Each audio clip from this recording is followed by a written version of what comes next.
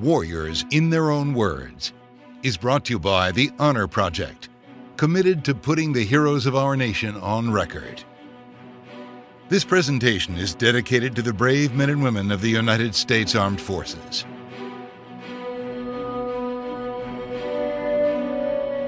Walter Bodlander was born in Germany in 1920. As a Jew, he knew he had to flee Hitler's regime. He eventually made his way to the United States and volunteered to join the U.S. Army to fight the Nazis. We interviewed Walter in 1994. He was a great storyteller and offered a very unique perspective on facing German troops in Europe.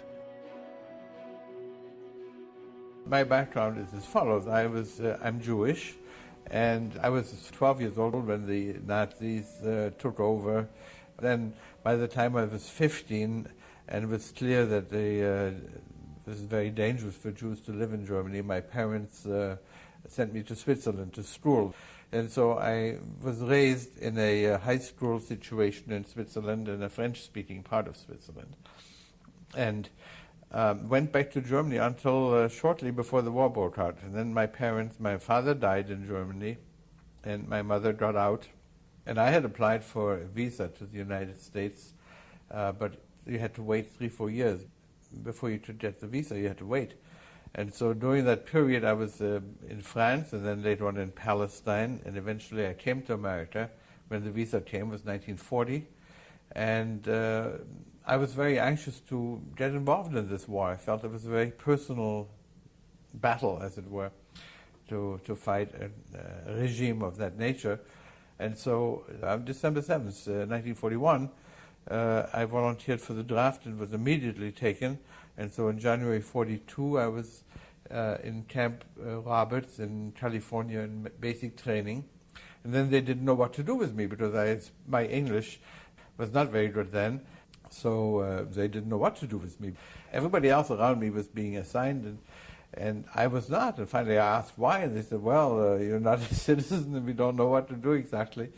And so then Congress passed a law, very shortly thereafter, May 1942, Congress passed a law that all aliens who had volunteered into the army, not drafted, but volunteered in the army, could become citizens immediately. And so I became a citizen the next week in San Luis Obispo, and lo and behold, then I was being assigned to an artillery regiment. I was in field artillery, was my training. And then there, eventually I was asked to go, I was assigned to military intelligence. Bodlander trained as a military intelligence officer at Camp Ritchie, Maryland. The Army wanted to use his fluency in German to interrogate Nazi prisoners on the front lines.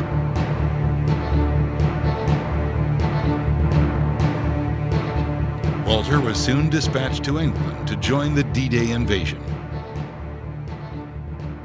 I was a second lieutenant at the time of the invasion, and I was with the 4th Infantry Division, 8th Infantry Regiment. We started training in England. The division was stationed in the area of Tiverton, that's in Devon, and we were stationed specifically in Exeter. My unit, the interrogation of prisoners of war, was attached to the regiment or to the division, regiment, and battalions. And so we trained exactly like the infantry would train.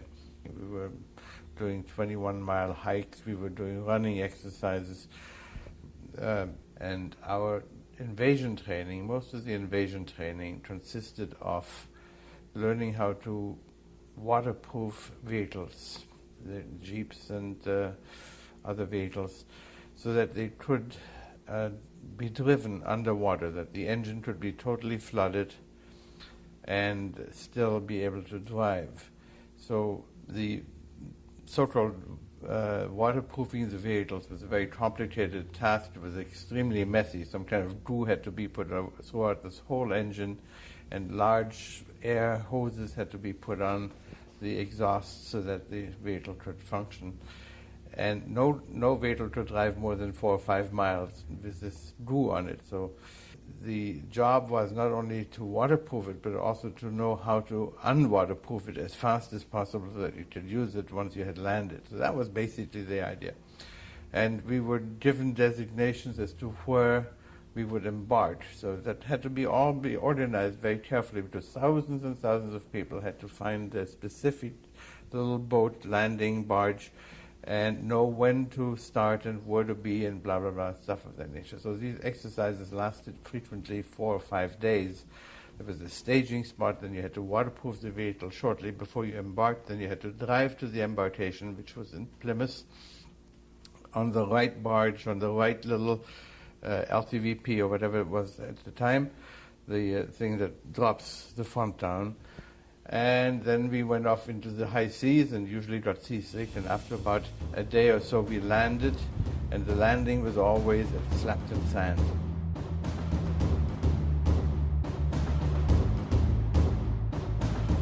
Now, Slapton Sands was a part of Devon, and it looked presumably what Normandy might be looking like. It was flat, dunes, and not very hard to land on. And we would land, usually get a bit wet. The question was always, when would the Navy operator of the barge drop the flap? Because we always wanted him to drop it right on the beach, and he said, no, we won't, you have to wait. And so, but we never got terribly wet. It wasn't terrible. It was feasible. And then on the beach, we would be picked up by trucks and brought back to our normal station. Eventually, the vehicles would come back. We would learn how to unwaterproof the vehicles, and that was it. There was a great deal of physical training, a lot of running, a lot of marches. We were supposed to be in tip-top shape, and we actually were.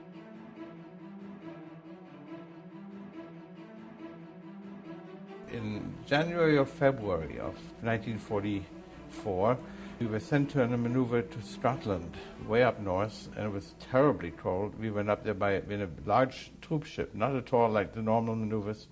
From the troop ship, the invasion forces were ordered to get on these small boats, and when we were on the small boat, again on the LTVPs, but without any vehicles, just men, they would bring us to the shore, and then approximately maybe a half a mile from the shore, it seemed that way, maybe it's only 100 feet, but it looked like a half a mile, they would drop the flap. And we would tell this guy, you're crazy, it's way over there is where you're supposed to land, not here. He says, nope, the exercises you get off now. And so with a rifle only and no vehicles, we were supposed to swim ashore. And I'm sure that's how you saw all these nice newsreel pictures, because there were thousands of people trying to, you literally could just barely feel the ground underneath you. You had to swim a little bit, water tread, and try to move forward, and then eventually you got where you could wade on shore. And it was bitter cold, it was miserable. And once we were on shore, we were told, now you have to stay for 8 hours and wait to be picked up. You may not build a fire. And that was the idea. You'd be wet and wait for 8 hours, and eventually just keep yourself warm by running around, by flapping your arms, and by cursing and cussing. And that was the exercise. That was the whole idea of that exercise. In the beginning, also many times we went on invasion exercises, and each time we believed it would be the real thing, because the first time around we were issued live ammunition. Well, that was obvious, that was the real thing. Then it turned out to be Slapton Sands. And the next 2 weeks later, there's another alert for an exercise, and this time we got live ammunition and blood plasma. So that must be the real thing. Still, it was Slapton Sands. And then the next time they had live ammunition, blood plasma, and they had a whole series of medals that they were going to give out on the spot. So that would be the real thing. Well, it was never the real thing. And when the real thing really began, it was entirely different, because we were taken out of the quarters in Exeter and the various towns and moved into large fields. And these fields in Devon were then parted with barbed wires, and no one was allowed to move out of one field into the next field. Only, even though it was the same units, only special passes could you have to go from one unit to the other. And then in a specific field, there were tents in which the various maps were given out, and the officers in charge of the units, like myself, went to those, were escorted to those tents, and we were given the maps of the area where we really would invade. We didn't know it would be Normandy. It might have been elsewhere. Nobody knew where. And so now for the first time we knew it was Normandy, and we knew it was specifically called Utah Beach, and we were given this section of Utah Beach. There were large relief maps in those tents of the specific area, what it would look like, where we would land. Here's the beach, and then there's a little incline, and then there is an oak tree to the left, and there's a pine tree on the right, and there's a hedgerow in front of you, and you cross it, and you come to a little road, and you turn to the left. And so you knew exactly what it would look like, because you saw it in front of you, you saw the aerial photography, but we didn't know when we would land, and we were given invasion money, so that all the troops were paid with French money, well, with an American money. It was called invasion money, with American money in francs, and the idea was that probably the real French money would not be worth anything, and our money would become the stuff that we were supposed to use to buy food from the farmers. We were told that we would not be supplied for the first 5 days and had to take care of ourselves, or 4 days, I think it was, and we were told not to drink water, drink anything except water. You drink wine, cook the water, and drink tea and coffee if you can. No fresh water. And then we were back to the field waiting, and this took 4 or 5 days, and nobody knew when D-Day was. We knew now where we would land, but we didn't know when we would go. And nobody knew. This staging took at least 10 or 12 days. And finally the orders came to move, and when we started to move, there were these long, long convoys that went to Plymouth and Portsmouth for the embarkation areas, as we had before. But this time, for some reason, the population, who had never given any thought to what we were doing and was so used to American invasion forces training, that we had embarked many, many times with no particular concern to the population. This time the population was out along the roads of the drive to the boats with flags and with handkerchiefs and waving, and they knew, I don't know how, but they knew it was the actual thing. It was very moving.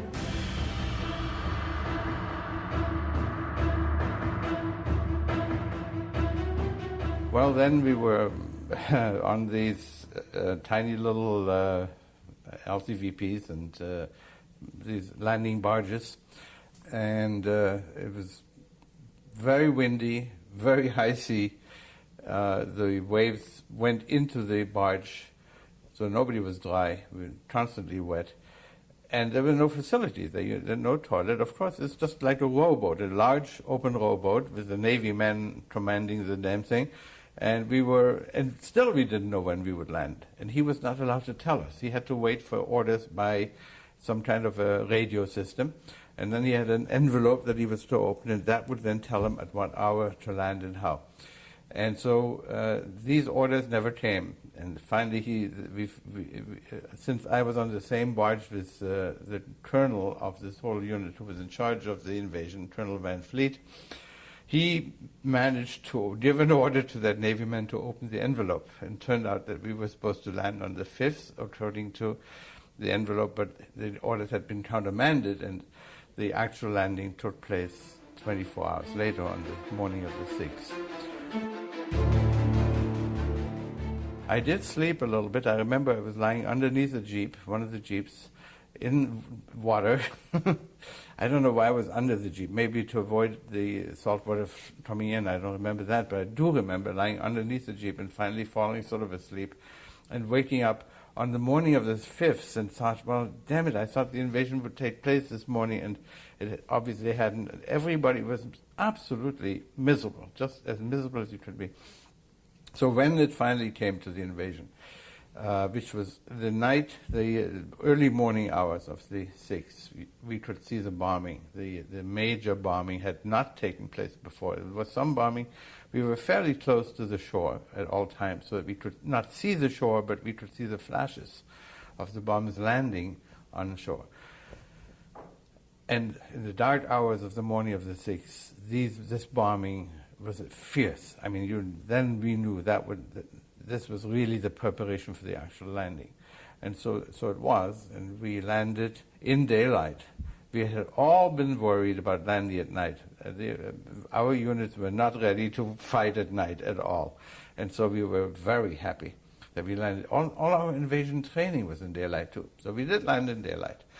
And when we did land, I personally, it was about half an hour before H hour, and there was just a little bit of machine gun fire and a few mortar shells were falling on the beach, and it was practically the easiest thing in the world. There was no major fighting at all in the first half hour or so.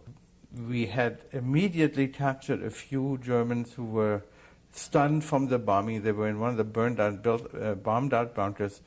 And so I stayed on the beach for a few more minutes, maybe a half an hour, trying to interrogate them. They had nothing to say. They knew nothing. They were confused. We were confused. It was not very much to be gotten. And the orders basically were to get off the beach and to establish some kind of beachhead by moving on. And so we began to, I know Van Fleet was with me, and he said, let's move on, let's get moving. And so we moved up the dune, and on the left was supposed to be a pine tree, on the right was supposed to be the oak tree. There were no pine trees, there were no oak trees, there were no windmills, there were no signs of anything familiar at all. And of course, when we got off the beach itself, there was no road. So all the things that we had so carefully prepared were just not there. And everybody was utterly confused. And we stopped we came to a little crossroads. And I remember Van Fleet put his map down. He had a map in his hand. He had a pistol, which he had drawn. And I had no weapons except the pistol, which I wasn't using. There was no Germans in sight.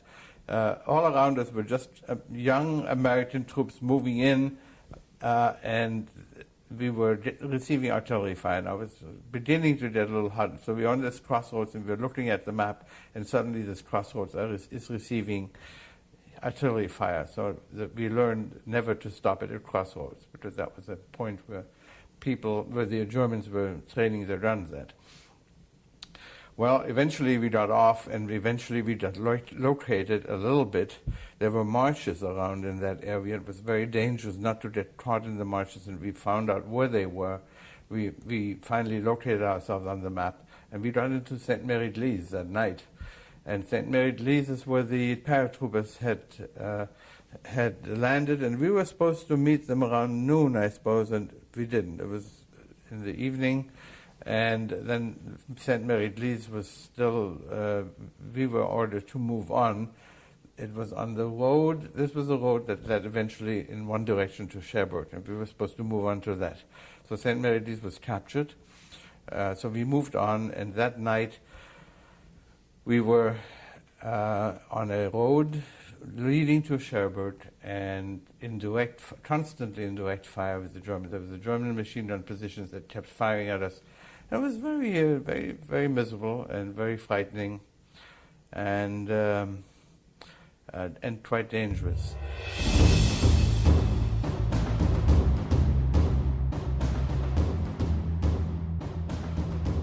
So did you feel confident going over when you actually went for the real invasion? Absolutely. Everybody felt totally ready, very much so. And the early people like us, we were so happy to get on land that nothing was worse than being on the water with that very terrible weather. I was delighted to finally found that we were going to land. Nothing was worse than that. And for the first few days, the weather evidently was terrible, and we didn't have any ammunition. Then it's where the ammunition began to be short, because the ammunition ships couldn't land. The weather was so terrible. And there was a General Roosevelt. He was the son, I think, of Teddy Roosevelt. He was quite old. He was a wonderful man. He must have been in his 70s. He had unarmed. He had a cane with him, and he was right there on the beach. Despite a heart condition and arthritis that forced him to use a cane, Brigadier General Theodore Roosevelt Jr. was the first U.S. general to wade ashore on D-Day. Must have landed first day, and he came to, I knew him very well. He came to me and to the front lines all the time during the first 4 or 5 days in Normandy, and he was enormously courageous, because he came to us where and told us what was happening on the beach. And so he told us, well, he said, don't worry, the first ships are landing and more troops are landing, and then he would disappear, then go back to the beach and tell them that we've already moved up to the land where we've captured St. Mary Lees, and don't worry about it. And then he came back to us and told us more ships are landing. He says, yeah, it's a little short of ammunition, but don't worry, it's coming in tomorrow, the weather's getting better. So we got wonderful intelligence from him. He was a great guy. I remember him very well. And I also remember at one time we were asked whether we had, how much ammunition we had. I had a machine gun, and we had 50 caliber on the Jeep, and must have had about 500 rounds, and I was told to give up 200 rounds because the front needed it immediately, and we didn't need it except in a breakthrough situation. So it was very, very tight. Ammunition was very tight for the first maybe week or so. Then came the paratroopers, and the parachute landings had occurred sometime in the same time with the glider landing. Gliders came into Normandy about the fourth or fifth day, or maybe third day. We had seen in the hedgerow fields large poles all over in every field, and couldn't quite understand what these poles were about. But when the gliders came in, we found out what they were about.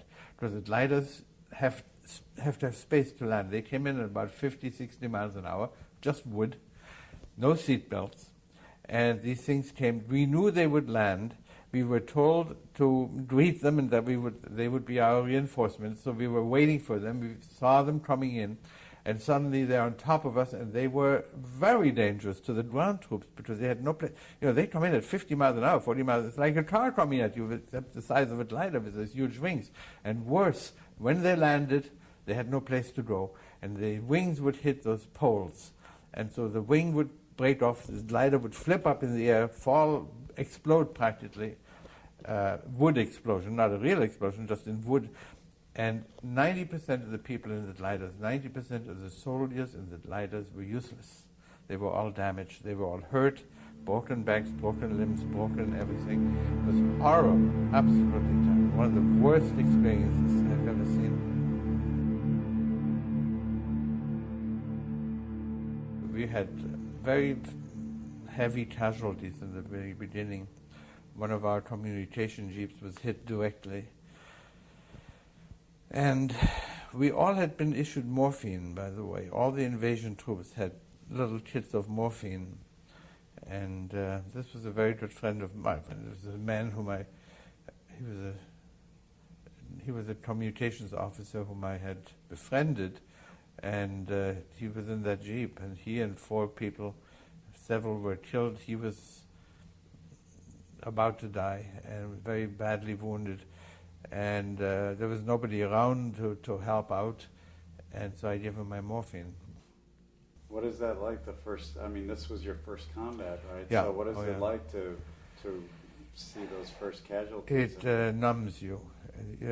The only way I can answer it is that there was a numb feeling, when it happens to somebody else, you're numb and you try to do whatever you can. Later, when the day ends and the unit beds down, as it were, and there's no further advances, and you're in fire all the time, it becomes extremely frightening. I remember shaking. I couldn't sleep. Sometimes I was in a hedgerow, hiding. You know, everything was supposed to be shelter. You know, a hedgerow felt like shelter by crawling right into this vegetation.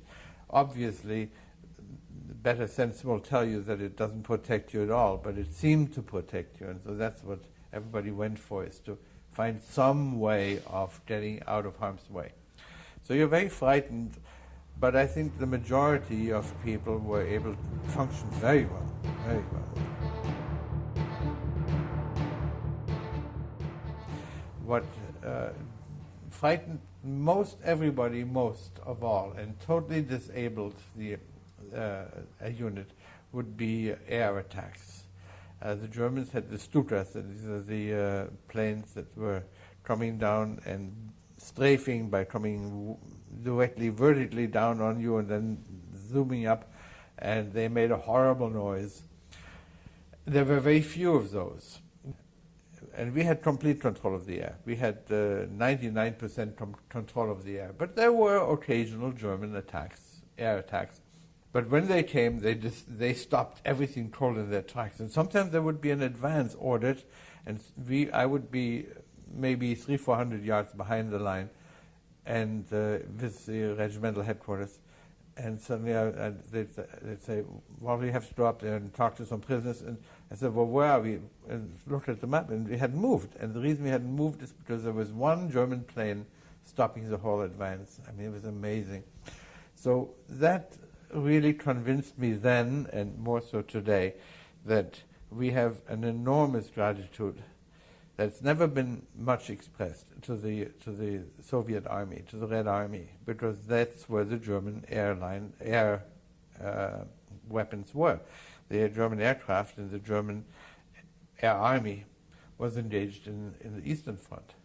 And had they been where we were, we would not have been able to make the invasion. There's no question that the fact that we had air superiority made it possible for us to win the beachhead and eventually the breakthrough. Because from my own experience, just 2 or 3 German planes delayed us enormously. Maybe if we had had more, we would have learned to deal with them. But that was one of the most terrorizing feelings. Nothing ever terrorized me more than one of these German planes coming down and strafing. Did you have any occasion to witness the Allied air support, and was that effective? It was there constant. It was always. There were Allied planes were in the air most of the time, but basically they were ahead of us. They were either they had bombed before we landed, or they were doing other things. But we had air protection. The fact that the German planes weren't there was evidence that American planes were there. A German plane came over every night. Bedtime Charlie was known. It was a German observation plane. It was not in any danger to us. It flew fairly high, very slow, sort of like a Piper Cub, like the same type of planes we had. And they were using these planes for intelligence purposes and to direct artillery fire. And it came over our lines, and everybody shot tracers at them, machine guns. We never hit the damn thing.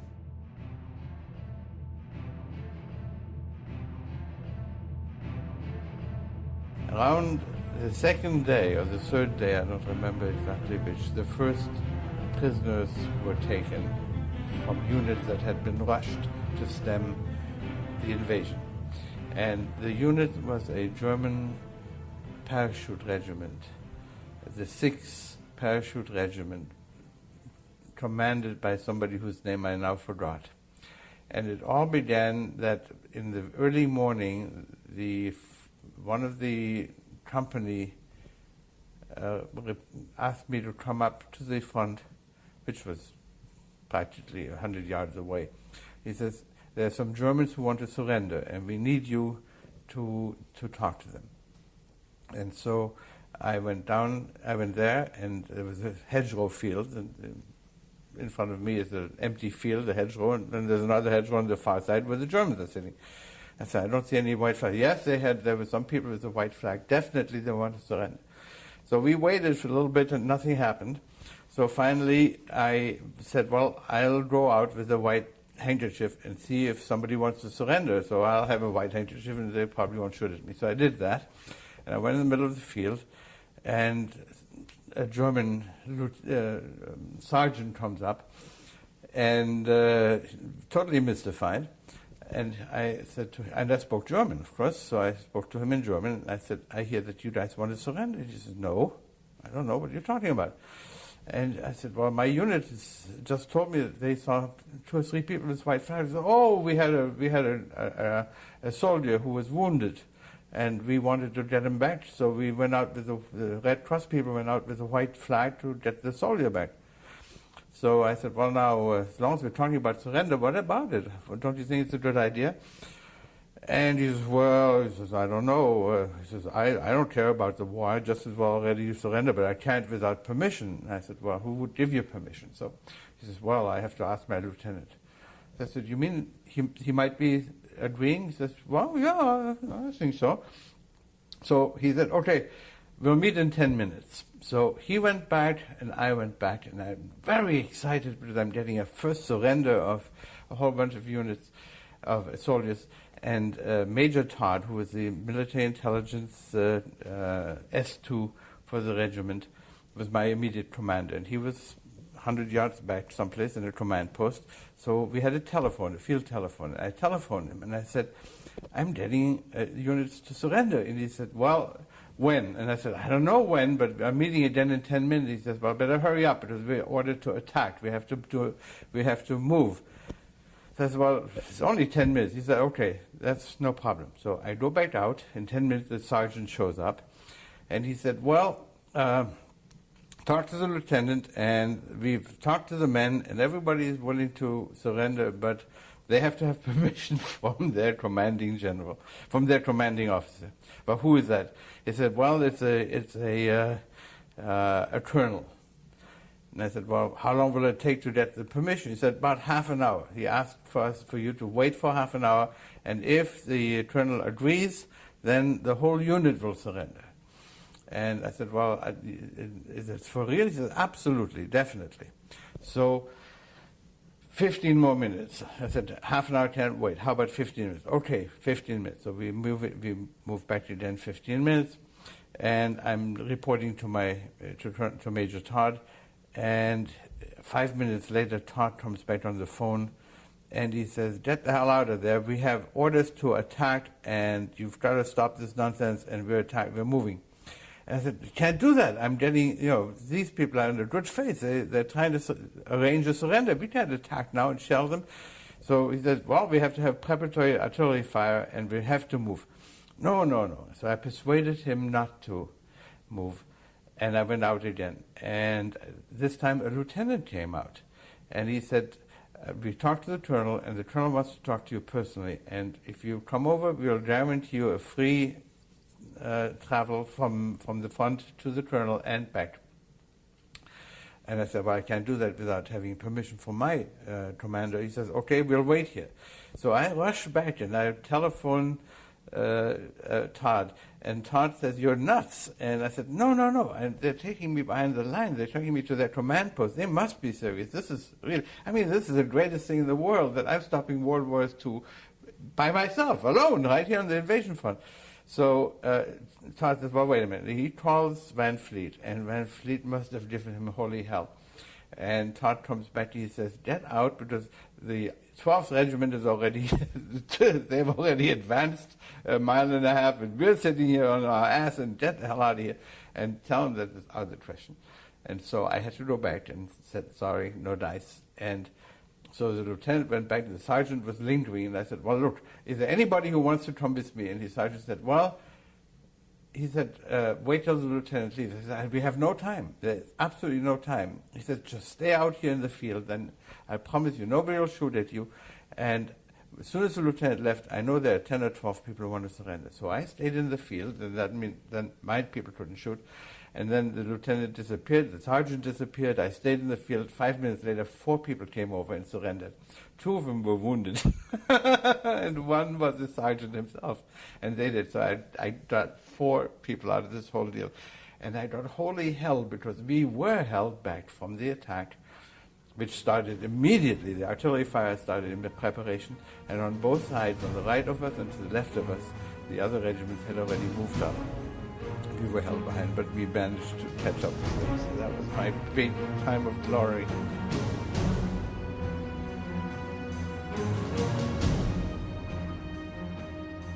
About 2 weeks later, I was wounded. Again, I was with Van Fleet, and we were both wounded in the same time by shrapnel. A mortar shell hit and wounded us. And then the fighting was very tough. It was very, very dangerous and very hedgerow fighting. You couldn't dig in, really. You didn't have time to dig foxholes. At least the ordinary soldier didn't. The command post was in foxholes, but the ordinary soldier had hardly time to dig in. And eventually, we came to Cherbourg. Well, the unit that captured Cherbourg was the 12th Infantry Regiment. It was a sister regiment, same division. But I wasn't there at that point. I was behind the lines. And by the time we came into Cherbourg, I was ordered to guard, with my men, to guard a fortification. Cherbourg is a city where the mountains are facing the beach, the harbor. And into the mountains, the Germans built gun emplacements. And these gun emplacements go along the whole mountain range facing the harbor. And we had captured that, we, meaning my unit, had captured it, the 12th Infantry had captured it, and now it was full of German guns, big, heavy artillery, field artillery against the harbor, against invasions from the sea, and somebody had to be there so that roaming German units would not recapture those areas. And so I was assigned to this. Now these installations were all inside the mountain, in long, endless corridors of mountain tunnels in the mountain. And there was no electricity anymore, so it was all pitch dark, and the only way you could see anything was with a flashlight. And all we had to do really is to guard the entrance to these tunnels. And occasionally, if you would go 500 or 600 yards, you'd find some daylight coming through, and that was a gun emplacement against the harbor, and then it was dark again. And so I went in a little bit further because I knew there was no danger at all. The Germans had surrendered that area. And I went in a little bit and I realized this must be a command post around here. Most likely there will be a command post, and it would be great to find documentation to plans of what they might be doing. So I started to look into those dark little rooms and chambers that were with flashlight, and I found one, and I touched it, and there was obviously paper. So I took the flashlight and a knife and I slid into the sack, and I thought maybe I'll get some very important documents. And what I found was French money. And it was the French currency, regular French money. And it was sacks and sacks and sacks and sacks, a room full of sacks of paper money. It was obviously a payroll for the whole region. And so I opened a few of those sacks, and there were 10,000 franc notes and 5,000 franc notes and 20,000 franc notes and 500 franc notes.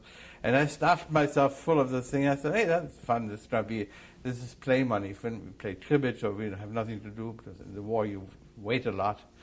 So I took a lot of the money and eventually gave it to my friends, and to Todd got a whole bunch of that money. And we began to play cribbage for, I think, 100 francs was worth $10. So it's approximately that ratio. So we were playing cribbage for $100 a point and bridge for $2,000 a point.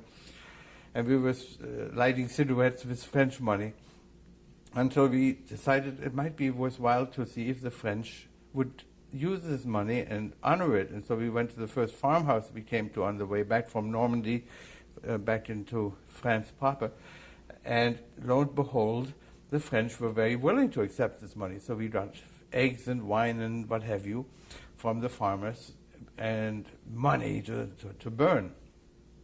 Well, about a month later, we were being paid for the first time. The first units came up to pay the front troops. And when we were being paid, we expected to be paid, of course, in invasion money, which is what we really were supposed to have. And we were paid in the French money, in the real French money. So had I held on to all that money, I would have had an enormous amount of valuable American money, because we were paid in French money, but we had the right to send it home right away. And so consequently, I could have sent thousands of dollars home, but it had all been burned up and given away. Later on, I found out there were $40 million worth of French money in that area. It's literally the payroll of the German army for that whole region. And because there was so much currency available, the American army decided to use it. And the French accepted it. It was never changed. The invasion money disappeared completely. It was never used again.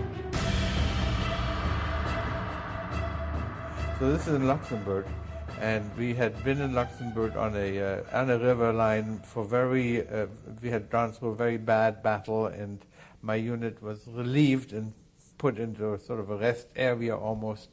But it was still front line, but there was no fighting really to speak of. And so one day, on Christmas Day or thereabouts, maybe Christmas Eve, Christmas Day, in that period of time, I managed to take my Jeep and to take my driver and my Jeep and to go back behind the lines to Luxembourg City, where I had heard of a castle that was giving a party for the Allied soldiers available. And so I went there and had a wonderful evening and a wonderful time and got royally drunk and woke up in the next morning, on the floor, and the lady of the house, or whatever it was, woke me up and said, "You better go back to your unit, something is happening." And I had no idea what she's talking about, but she must have heard something on the radio. And besides, I needed to go back to my unit, so I collected Johnny Bear, my driver, and we got into the Jeep, and we are driving back, and all of a sudden I'm being stopped on my way to my own unit, which was maybe 5 miles towards the front. I'm being stopped by an American outpost. And I couldn't figure out why there would be an outpost behind our own lines. And the guy stops me and said, "Do you have papers?" And I said, "No, I don't have any papers, but I'm already a captain, so I feel reasonably secure about this whole thing." And he said, "Wait a minute." He said, "What unit are you from?" And I tell him. I said, "What's going on?" He says, and the more I speak, the more suspicious he becomes. And I said, "Well, what's the matter with you?" He says, "Get off the Jeep." And all of a sudden I'm surrounded by 5 or 6 guys with their weapons drawn, and I'm being captured by my own unit, by my own people. And I said, "Well, what's wrong here?" He says, "Well, you're German. You're clearly German." I says, "No, I'm from Los Angeles." "Oh, yeah, you're from Los Angeles. What's the football team? What's the baseball team in Los Angeles?" I know nothing about it. It wasn't even the Dodgers then. It was some small team. I didn't know anything. He says, so they asked me about football, about baseball, I know nothing. I've been in America for less than 2 years, and most of the time in the Army. I know nothing about customs American. Well, now he's totally convinced, and so I'm about to be shot. It was not very funny, but they were absolutely certain that I was a German spy, and that, or worse than that, invading, coming in and shooting at, and they're ready to shoot me. And finally I persuaded them. I said, "Look, I tell you, Major Todd is my commanding officer, General blah, blah, blah." I give him the whole order of battle of our units, and that was it. And I said, "Here, take the damn machine gun, and you man the machine gun, and here is my sidearm, and drive me back. I'm disarmed. The best you can do is you have captured German spies." So I finally persuaded them to do that. And so they marched me into Major Todd, who thought it was the funniest thing in the world.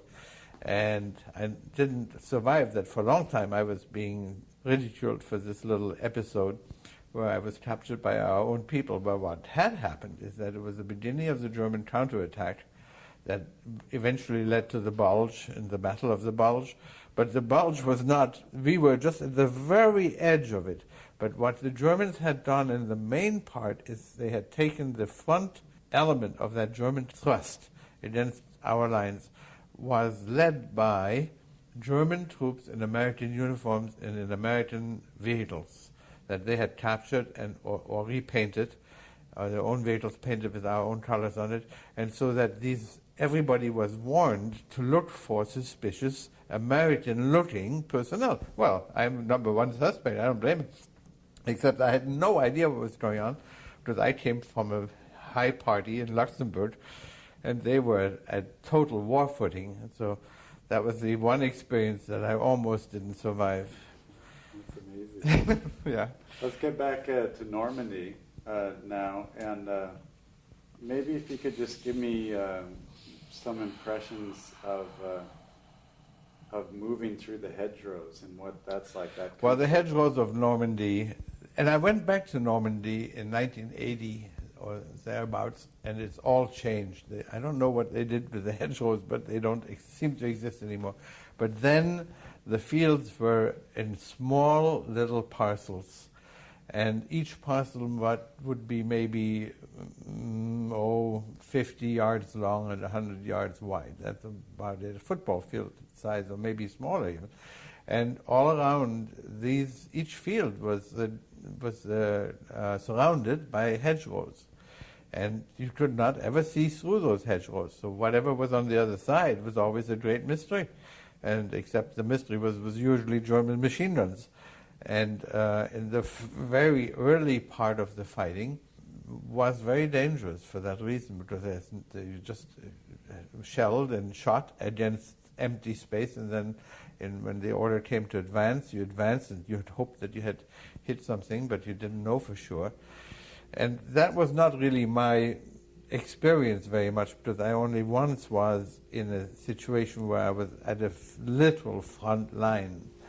I was usually 100 yards or so behind the front, and then was called to the front to take the captured prisoner back, or to go on a patrol. But and patrol is different. But the hedgerows themselves were terrible because they were so mysterious to us, and they were, you couldn't escape it. That was the only territory there was, and it felt very dangerous. What's your impression after talking to some of the prisoners? Did they still feel like the Germans could win, or did they feel overwhelmed? I didn't really discuss that at that time. Later on, in retrospect, I talked with prisoners because I was in Germany until November after the war. So I spoke to the population at large, and I had occasion to speak to them, and there were very different experiences. But the prisoners that we took immediately were, occasionally we took some very old people. There were some Landsturm people that had been there, but that was these were people that were sort of guarding the area of Normandy, because the Nazis and Hitler specifically didn't believe the invasion would take place in Normandy. He believed it would be in Germany proper. And so the original forces stationed in the area were older and very young people, and they were, I don't even remember today how they felt about the war. I can't tell you that. But they were not the troops that we fought most of the time. That was just at the very beginning. And then came the 6th Parachute Regiment, and after that we were constantly facing combat troops, regular combat troops. The morale of the Germans, I think, was fairly high. I don't remember any indication that they really given up on the war. With the busy fall season just around the corner, you might be looking for wholesome, convenient meals for jam-packed days. Factor, America's #1 ready-to-eat meal kit, can help you fuel up fast with chef-prepared, dietitian-approved, ready-to-eat meals delivered straight to your door. You'll save time, eat well, and stay on track with your healthy lifestyle. Too busy with your end-of-summer goals to cook but want to make sure you're eating well? With Factor, skip the extra trip to the grocery store and the chopping, prepping, and cleaning up too, while still getting the flavor and nutritional quality you need.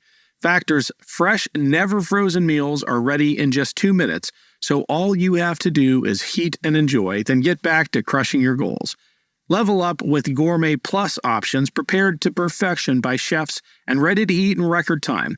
Treat yourself to upscale meals with premium ingredients like broccolini, leeks, truffle butter, and asparagus. With Factor, you can rest assured you're making a sustainable choice. We offset 100% of our delivery emissions, source 100% renewable electricity for our production sites and offices, and feature sustainably sourced seafood in our meals. This August, get Factor and enjoy eating well without the hassle. Simply choose your meals and enjoy fresh, flavor-packed meals delivered to your door, ready in just 2 minutes, no prep, no mess. Head to factormeals.com/warriors50 and use code warriors50 to get 50% off. That's code warriors50 at factormeals.com/warriors50 to get 50% off. What type of respect did the other infantrymen have for the German paratroop? It sounds like they were pretty top notch.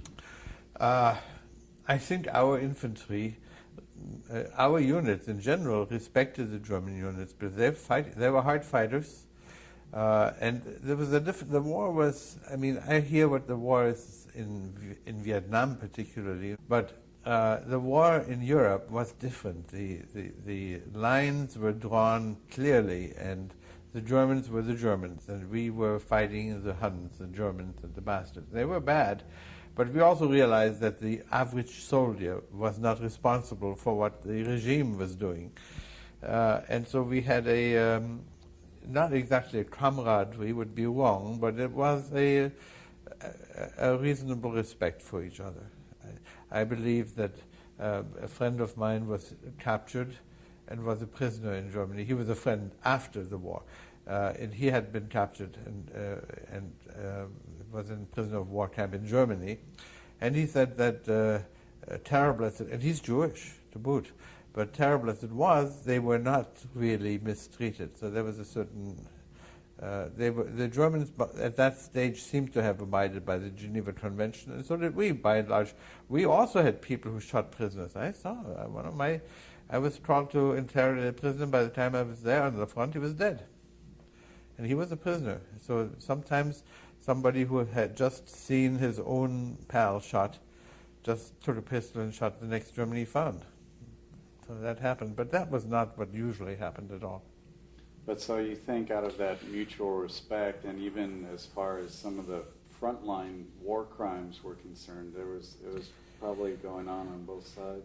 Yes, there's no doubt of that. And there were not many war crimes on the front line. And war crimes are usually committed by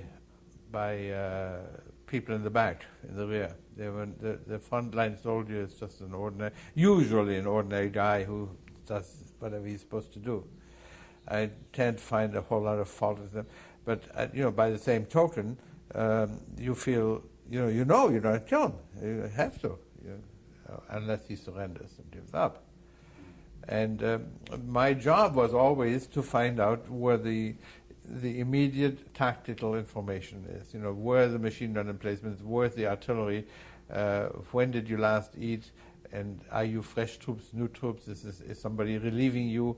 Are you decimated or are you in full strength? That kind of information is what I needed to know, and that's what we found out.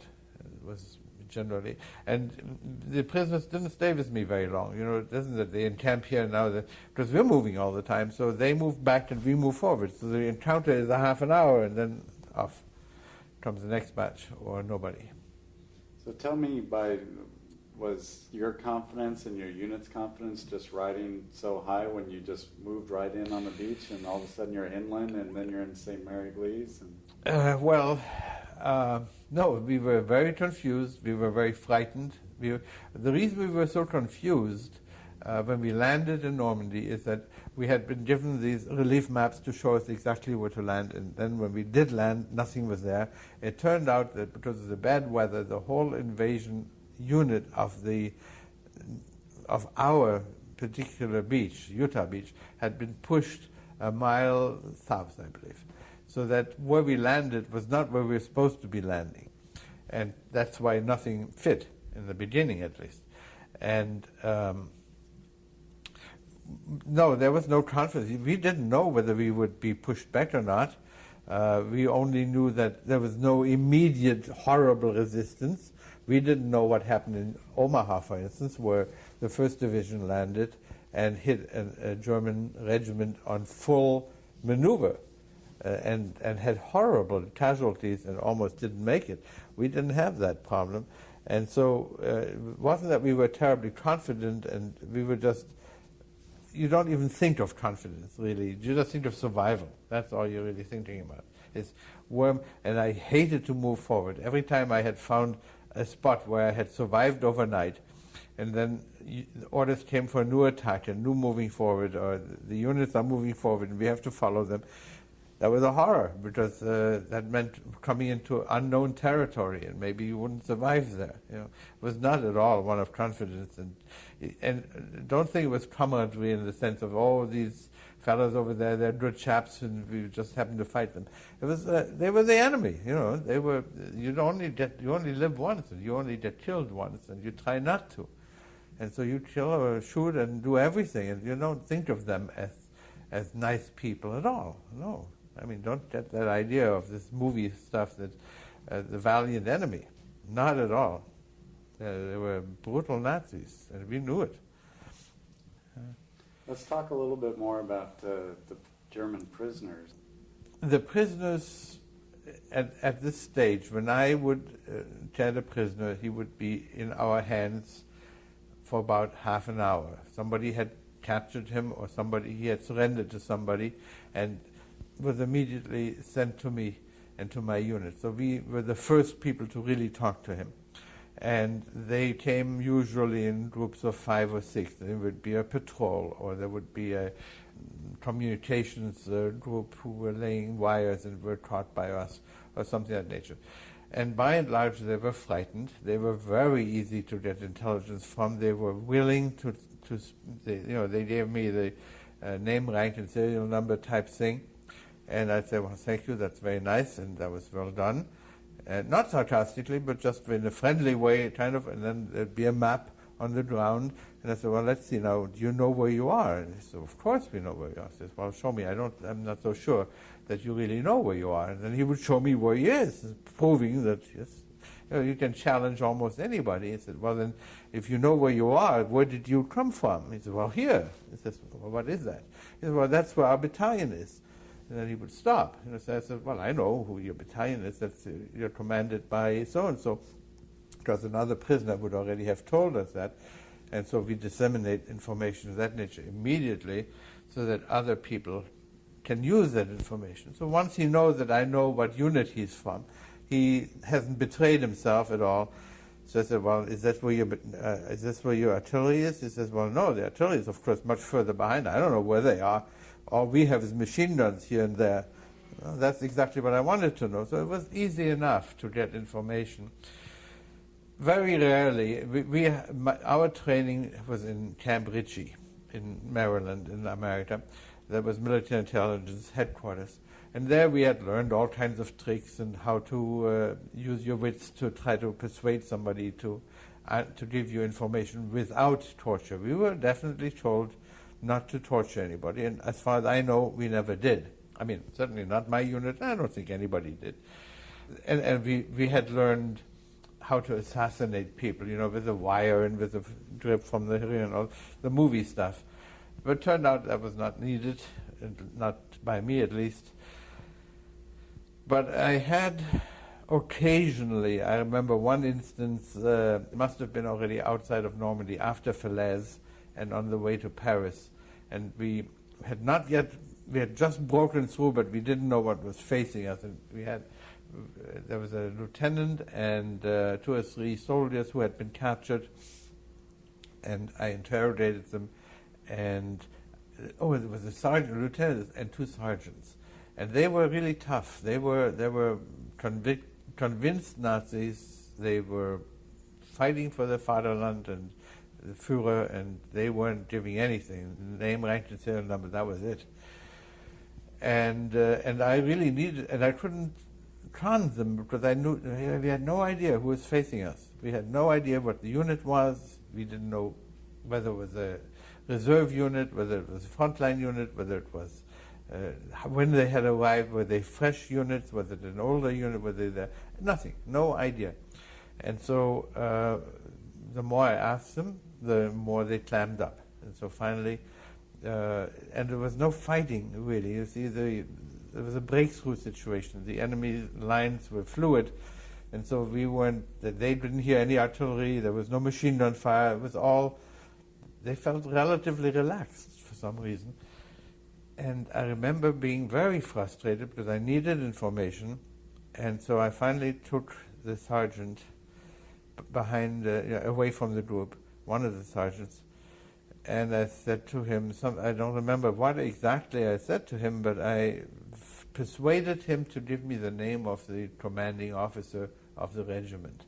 I think that was actually they have a Soldbuch, a little booklet, and I couldn't read the name, but it's signed by somebody, and I asked him, is it signed by your commanding officer? He says, well, of course. And so, which frequently it isn't, but it was in this particular case. And I said, well, I can't read the name. He gave me the name. That's somehow I got a name. And then I took my pistol and I shot in the air. And I put a guard there and made sure that this guy was out of sight. And then I went back to the lieutenant and says, you're next. And I took him to another area. And he said, well, what do you mean I'm next? And I said, well, the sergeant didn't talk, so all he gave me is the name of the regiment. Well, I know that, and the regimental commander, I know that, and the company commander I don't care about. I want to know more. And this guy really tensed up because the sergeant had heard the shot, and he had found out that I knew something. So the sergeant had talked, and how much I don't know, and now he was on the line. So he broke down. And so I got information, and then once I had his information, it was easy to get the information from the other sergeant. But that was not the common thing. There was usually, when people are so early on captured, they're in shock. And I'm not in shock, but I'm the capturer. Yeah, so we had an enormous advantage. You obviously spoke such perfect German and Yeah. born in Germany Yeah, and everything. sure. Did you ever have any of them, calling you a traitor or anything like that? No, not at all. They don't. It's the relationship at that stage is so different. They don't even know what's happening to them. They're coming out of a German environment, the army, the troops. They're told that if they get captured, they'll probably get shot. That if they give any information, they'll get tortured for more, and they are frightened. You don't go on the line and expect to be captured. You don't go on the line and expect to be hit. You go on the line and come back. So nobody can prepare. That's why frequently later on in Korea and Vietnam, and I hear about Americans cooperating one way or the other.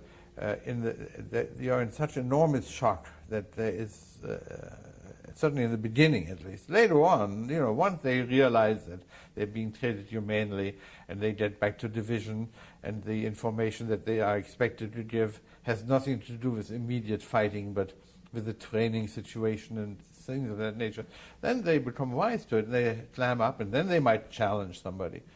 But no, nobody challenged me at that stage at all. No.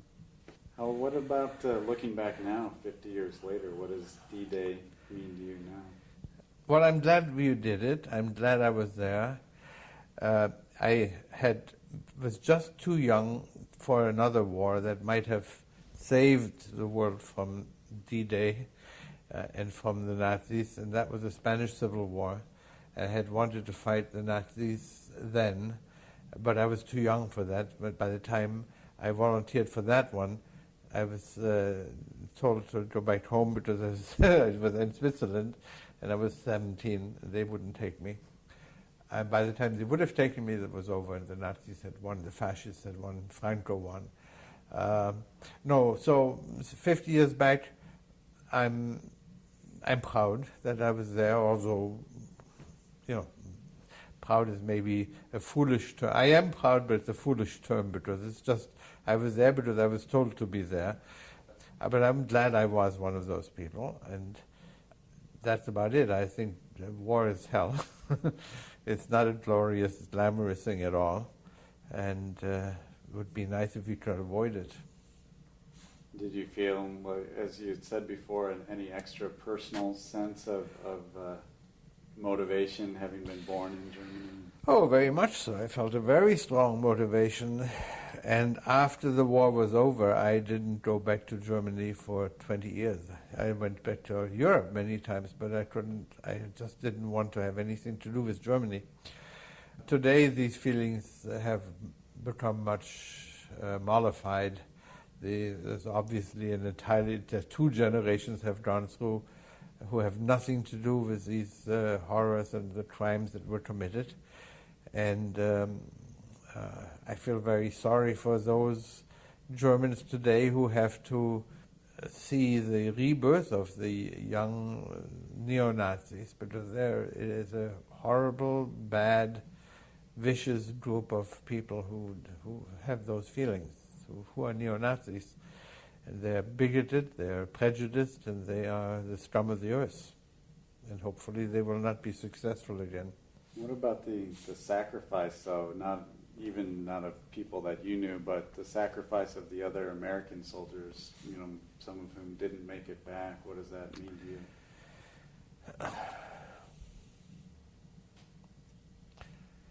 There are many people who didn't make it back. The invasion was not unbloody. Just happens that the first few hours were relatively easy. It became quite bloody afterwards, and we all knew that we might get killed. It was not you just don't have any choices. You have to either make it or not make it. It's just a question of a mindset, and the mindset is the Army is successful in drilling the frontline troops, at least, into that kind of perspective, that you know your job is going to be a certain thing, and you have to do this job, and those who get killed, get killed. I just feel that it's terrible that it happened to them, and I'm extremely lucky it didn't happen to me. And the guy who convinced me on maneuvers in America to apply for military intelligence, because he says, look, you're going to be safe, you're going to be way behind the lines, you're going to be probably in London, and so it's a great deal, and you still contribute something. That very guy got killed in the war. And he was not in London. He was way behind the lines. He was in Corps, which is about maybe 100 miles behind front lines, and he was killed by the explosion of a V-bomb, the V1, the small little sputtering bombs that came flying on the way to England, but we all shot at them. And so many of them didn't make it to England. They exploded somewhere along the way. And this guy got killed by one of those, a total freak. But that's what happened to him. And I was on the front almost all the time, and I just got a small little wound and survived. You know, the sacrifice of young men in war is always a madness. And I wish we could kill the leaders of the evil regimes and not the young men. So today, 50 years later, when I'm no longer one of the young men, I can say this. But at the time when I was asked to go, I wanted to go. I was gung-ho because it was a personal type thing. And I thought it would be the last war. I really did. Walter Bodlander is currently living in Los Angeles. He's 97 years old. We hope you've enjoyed this presentation of Warriors in Their Own Words. This program was created and produced by the Honor Project, Heroes of Our Nation on Record, narrated by Bill Ratner. This production is copywritten by Heroes of Our Nation on Record, Incorporated. Any unauthorized broadcast, public performance, or copying is a violation of applicable laws.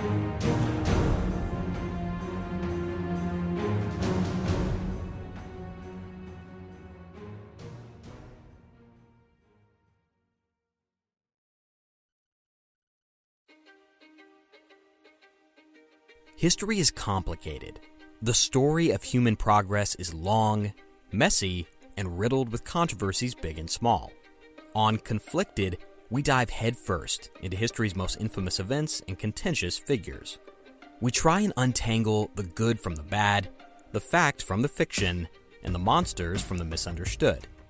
Was Genghis Khan a murderous butcher or a civic pioneer? Did the Allied powers go too far in firebombing the German city of Dresden at the twilight of World War II? And how did the Marquis de Sade acquire such a sinister reputation? And was any of it true? These are just a few of the tough questions we wrestle with and investigate on Conflicted. So if you love history or just enjoy a good story, please join me, your host, Zach Cornwell, for a fascinating new topic each and every month. Conflicted, a history podcast, is available on Spotify, Apple, or wherever else you get your podcasts. I hope to see you soon.